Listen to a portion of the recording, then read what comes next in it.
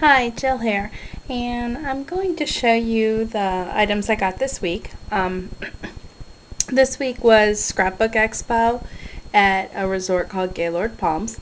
It's located right on the cusp of Orlando, near Disney, in Kissimmee, which is where I live, maybe 10 minutes from my house.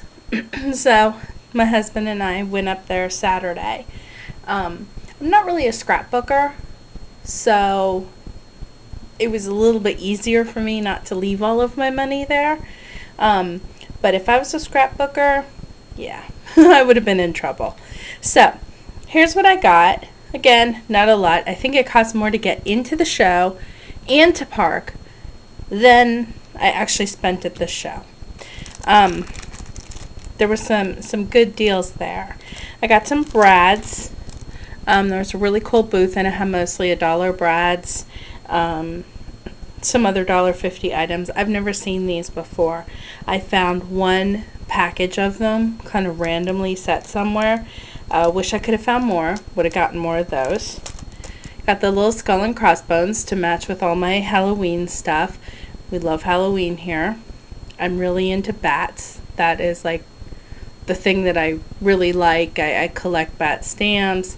I have stuffed bats. I've shown in my other videos, I have stickers of bats, I have tattoos of bats. Love bats. Don't know why. Then my husband saw these. We have a 65 Mustang, and it just kind of reminded him of that. And again, these are Brad's too, and they were all $1. So I just told him just go ahead and pick them up, and I can add them into one of his albums. I'm making him an album for Father's Day, so I think these are going to show up on his one page for Ford. This wasn't really good priced, but I really like this swirl. So it's Prima, and I didn't realize they were that much. I've seen them closer to the $2 range.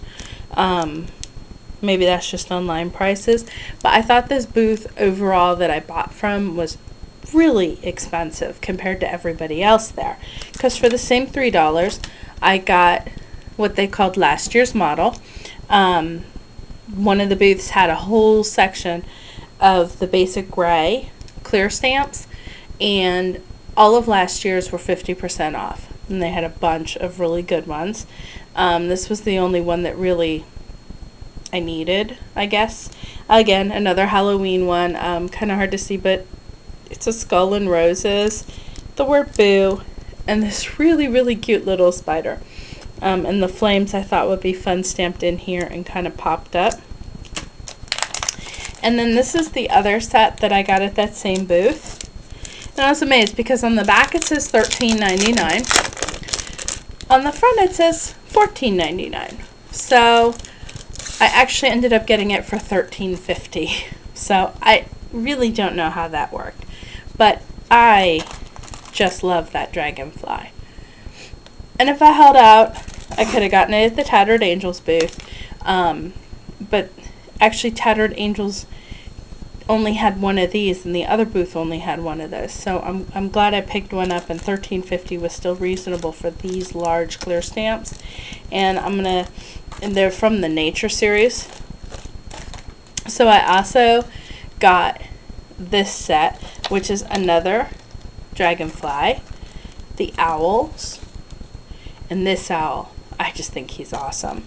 The leaf and the butterfly. I didn't see as many uses for the big butterfly. There's probably no uses for the huge dragonfly, but I love dragonflies too. So I figured this butterfly would look really cool on acetate. And I stamped up the owl. Thought I'd show him to you. I was maybe going to put him on a book, but I'm not really sure what I'm going to do with him. But he's stamped on acetate and then glittered from behind. And I did the same with the leaf. And this set, actually, my husband spotted at the Tattered Angels booth. I was a little bit in awe of all the chips and all the colors, and, I'm not going to go there right now. But it's all available online if I need it. But he saw this owl and was like, you've got to get it. So of course I had to listen to him. This Dangerous, they gave me their catalog. So there's some really awesome stuff in here. And then, woohoo, I got a sheet of Easy Mount. It's what I put all my stamps on. And then earlier in the week, I got my baby. I got the Distress It All. And I got it on eBay, and they weren't charging shipping. I added the arrow myself so I know which way is the easiest way, and then to go against it is to distress harder. I had it in 2 days, so I was pretty happy with this. And I've been using it, and actually, oh, here's the other owl. Isn't he cute? Like I said, I'm kind of picky about my owls. I like them more realistic. The cutesy ones don't do it for me so much. But it gives such a nice distressed edge, and it's so easy because I love the Tim Holtz tool. I have 2 of them. I've been using them forever, but they drive me crazy. And I just ran through like 5 tags. Done. And then I was just going to quickly show, this is a tag I'm working on right now, and I'm actually going to come back with a video on the background. This one's slightly aged, and this one's more aged. And I stamped on it.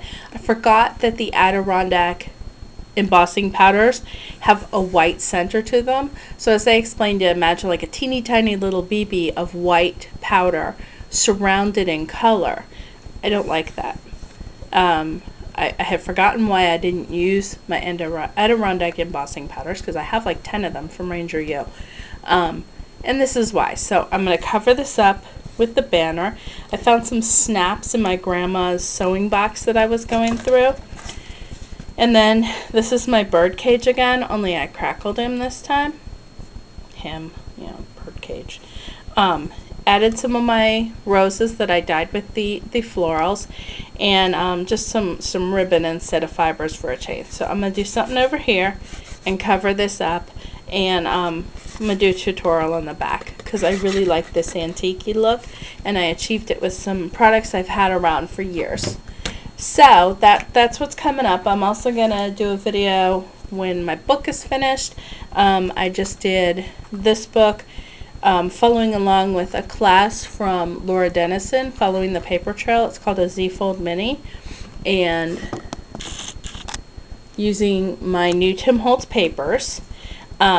So here's the pockets, and there's a tag in each pocket, and then this is a big pocket. Now I oriented mine just a little bit different than she did, because I'm going to use mine a little differently. And then this is a big pocket, so you can put photos. I'm going to put some little things in here along with a pull-out. I went ahead and I used my EK Success Fleur-de-Lis punch, and then I aged all the spine. So when this is done, I'm going to show it to you. But all the pages are with the same orientation, just different papers from that paper collection. And I used the full sheets. I used some of those 6x6 pieces that are in that same pack. And then I used some of the really teeny tiny ones. I left the ATCs and the strips. But I think that this paper pack, I'm definitely ordering another pack of this paper. This is just awesome paper. It's the Shabby Vintage, I think it's the Tim Holtz one. So I was very excited to have actually gotten some headway on this book. So that's what I'm working on. I'll come back with some tutorials, and I'm not going to be doing my Copic tutorials for a little while because my Copic markers need refills, and as soon as I stop spending money elsewhere, I'm going to order some refills and finish those up. So thanks for watching. Have a great day.